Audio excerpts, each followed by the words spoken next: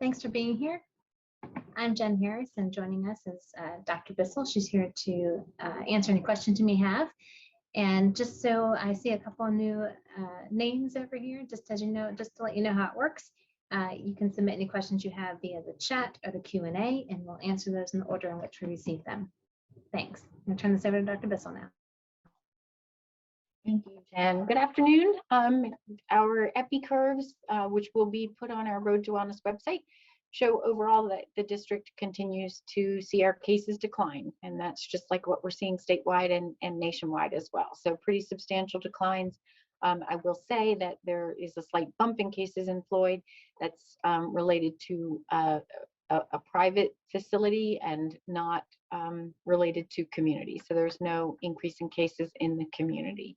Other than that, I think people know that the CDC revised guidelines, which were sent out on Friday as far as masking guidance. VDH is working to update all of their documents and guidance to reflect the changes. CDC is now considering hospitals and hospital capacity, so hospital admissions and hospital capacity as part of that, in addition to looking at cases. And they've also increased the thresholds a little bit with the cases as well. So I think what we're seeing is, as the Omicron wave recedes, that we are shifting to this personal risk assessment, risk tolerance, and personal behaviors. The CDC in their new guidance has the 3 thresholds: low, medium, and high. And in low, they basically say have your vaccination status up to date and test if you have symptoms. In medium, it's the same thing, have your vaccination status up to date, test if you're having symptoms. And those folks who are at higher risk, immunocompromised, probably want to consider masking. And then high is keeping vaccinations up to date, testing for symptoms, and then also wearing recommendations for wearing masks indoors in public settings and settings with close contact.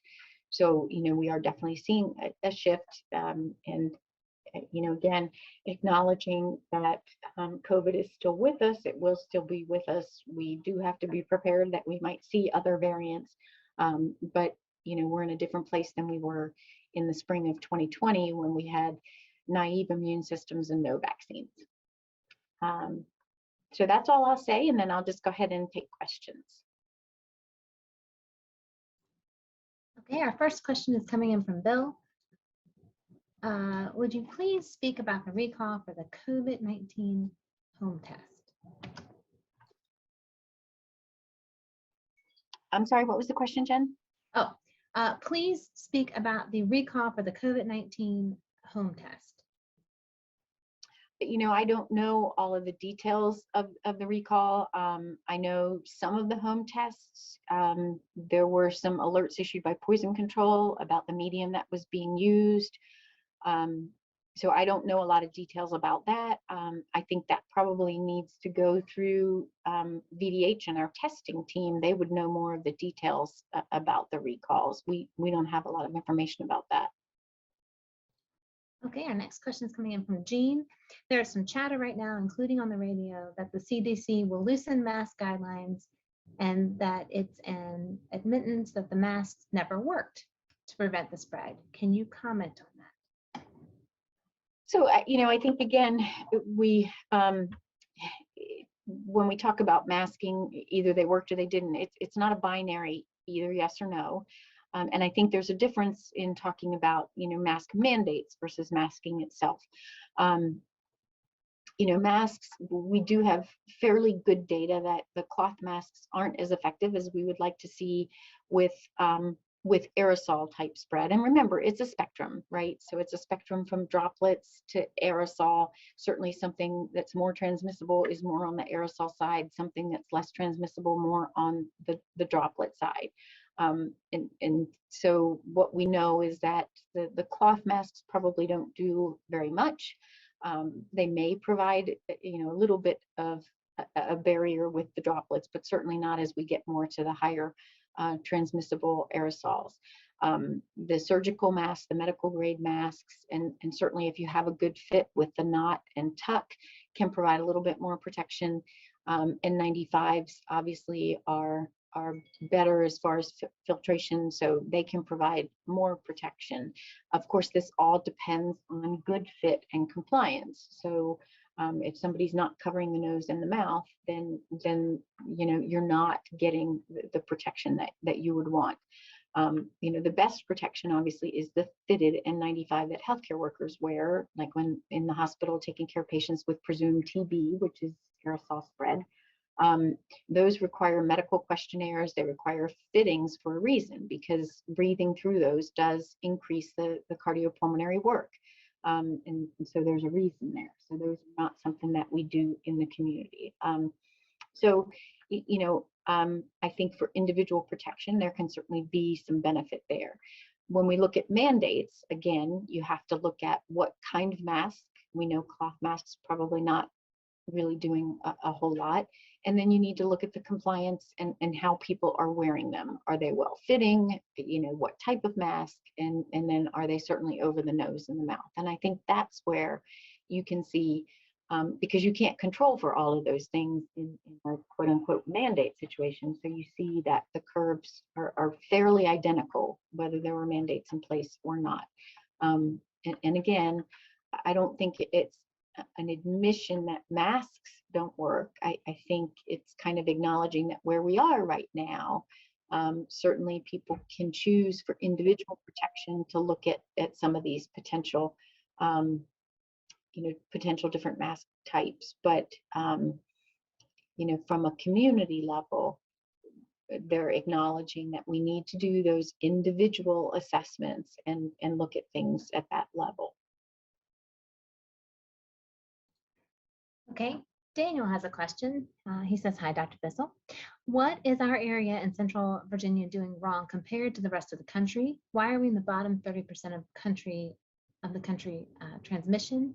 When could our transmission rates improve? So our transmission rates are improving.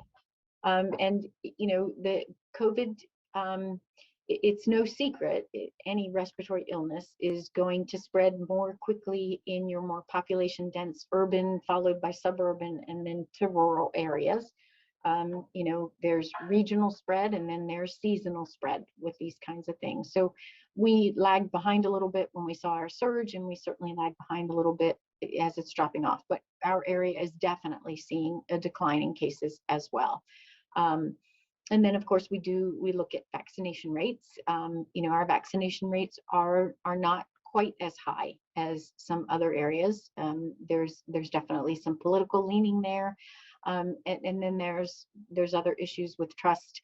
You know, trust of the vaccine, trust of the government. You know, misinformation and trying to figure out, you know, what's true and what's not true. So we've really been working hard to engage people at that one-on-one level. We've asked people to talk to people they trust, their doctors, their pharmacists, to really have that one-on-one conversation, because people who have legitimate concerns about the vaccine, you know, we want to answer those questions. We want to make sure that they know what's true, what's not true, you know, what's valid information, what's misinformation, so they can make an informed decision. You know, the data very clearly shows that the people who right now are ending up getting the most sick, ending up hospitalized, ending up dying are those who've not been vaccinated. You know, and certainly those folks were really trying to get information to, that the vaccine does help. It really does help. And we encourage people to have those conversations with their physicians. Their physicians know about their medical history, and their physicians can really help with that one-on-one engagement. But we're following, you know, everybody else's trend in that our cases are coming down. And that's just kind of what we've seen with Omicron everywhere, from South Africa to Europe and the Scandinavian countries, to the United States in general, and to, you know, different states depending on population density, depending on seasonal. You know, the anything that causes people to be indoors, whether it's coming indoors for the air conditioning in the extreme heat of summer, or indoors for the heat in the extreme cold of winter, that's where you're going to see more spread of a respiratory illness like this. Well, that was an interesting segue. I don't, the next question asking, you mentioned asking questions of experts that you can trust. We've got a question coming in from Bill, his personal question. A relative was diagnosed, a relative in his household was diagnosed with COVID on Saturday. That relative has been vaccinated. He was also vaccinated and boosted. Does he need to quarantine? So, you know, the ideal thing is if you can separate in the household and then, you know, the recommendation would be, since it is somebody in the household, if you can, the safest thing would be to try and separate in the household and then go 5 days and monitor for symptoms. And if you're not having symptoms, then going out. The CDC does give some flexibility there, recognizing that not everybody can quarantine. And they do say that people who've been exposed, who are vaccinated, don't have to quarantine. They do recommend, you know, masking when they're out in public and they're out with other folks, and obviously monitoring for symptoms. You know, the biggest thing is trying to avoid ongoing household exposure and just make sure you monitor for those 5 days. There's nothing perfect, and you do the best you can to mitigate any risk and monitor for those symptoms. Okay, looks like we have about 2 questions left in the queue. Again, if you have any questions, please feel free to ask them in the chat or the Q&A. Let's see. Bill has another question. What is the guidance on keeping your, your vaccination status up to date? So, you know, current guidance is all adults 18 and older. If they've had the Johnson & Johnson, they would be considered up to date if they are more than 2 months out from the first one getting a booster shot of either Johnson & Johnson or an mRNA vaccine. If they had one of the mRNA vaccines and they're more than 6 months out, actually, I'm sorry, more than 5 months out from the primary series, getting a booster shot to update the series. Those who are 12 to 17 years old are also authorized to receive boosters after their primary Pfizer series. And, you know, that's again something that I encourage everyone to discuss with their primary care physicians. You know, certainly things to weigh in there are people who've had COVID before, people who have, you know, are healthy versus people who have other comorbid conditions. And then, of course, the vaccine series is different for those who are immunocompromised, right? So immunocompromised people get a primary series of 3 shots and then can get a booster series, a booster of a 4th shot. So, you know, individual situations are going to vary. That's why we recommend that people discuss this with their primary care physicians and do the vaccine schedule that works best, knowing their health history and whether they've had COVID before, you know, just to plan it for your individual circumstances. All right, Nick has a question. Do you think the district will drop to the mid-level under the new CDC guidance anytime soon? It just seems like we're on the cusp, but I'm trying to get a grasp on as to when that might happen. Oh yeah, I do think so. You know, if you look at the CDC data, I believe it was from February 24th, right? So we're already 4 or 5 days beyond that. And our numbers continue to drop. So, you know, I expect any time now, literally within the next week, you know, I would say on the outside 2 weeks, but I do think within the next week, we would definitely drop down from the orange to the yellow, and then potentially very soon thereafter into the green, because the cases are dropping pretty significantly. And that's what we expected to see. All right, we have another question coming in. Let's see. I heard one of the reporters mention that that we're in the bottom 30% when it comes to transmission of the virus. Can you tell us what area that covers? Is that just the New River Health District that's in the bottom 30% of the nation when it comes to the virus transmission? I think you're talking Southwest. New River Health District's probably, if you're just looking at New River Health District, is probably in better shape than when we add in, near Southwest and far Southwest all the way to, the far southwestern portion of the state. They've been impacted much more significantly. Okay. Jenny's asking, if universities such as Virginia Tech lift mask mandates indoors soon, do you think there could be a bump in COVID cases? I don't think so, no. And that's what we were saying is that we're seeing, so for instance, I have 21 localities and 20 of them dropped mask mandates in the K through 12 schools on January 24th. And we continued to see cases follow community transmission, and they peaked when we expected, and they've since dropped down. Cases are continuing to drop. Again, when you talk about the mask mandates, you have to look at compliance, you have to look at individual use.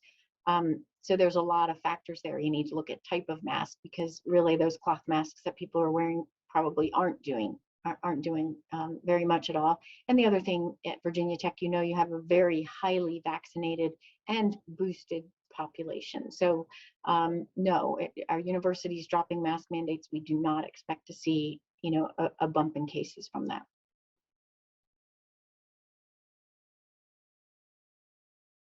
Well, it doesn't appear we have any more questions coming in.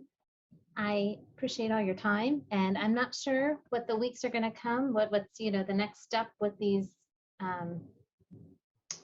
press hours that you have, but just stay tuned. Is that right? Yeah, I mean, I think we'll probably continue at least till we see us get down into that green level. As the weather improves and we get down to that green level where transmission really is very low. Our hospitals right now are in very good shape overall in the region as well as statewide, and that includes Ballard to our south. So I think over the next couple of weeks we'll get down there, and then we can talk about where we want to go. I think with the spring weather, summer weather coming, we really aren't going to be so consumed with COVID. We have to be prepared that we may see another variant in the fall, and be prepared again. Again, I think our shifting with COVID has to be, the shift in our thinking has to be that individual risk assessment, that individual risk tolerance, and masking for that personal protection. What kind of mask, and if you mask, and where you mask. And I really do think, because we are in a different place than the spring of 2020, there's so much nuance to all these things, and I hate that people tend to look at them as binary, either yes or no. Either you mask or you don't. Masks work or they don't. The vaccines work or they don't. It's just not. It's not that clear cut and not that simple. And so hopefully, if in the fall we do start seeing our cases go up again, we are prepared for those individual choices, just like we do with other communicable disease risks, with any other risk. Nothing that we do is zero risk, and we have to do those risk assessments for everything that we do. We appreciate your time. We hope you have a great week, and we look forward to seeing everyone next week. Thank you. Thank you all. Thank you, Jen.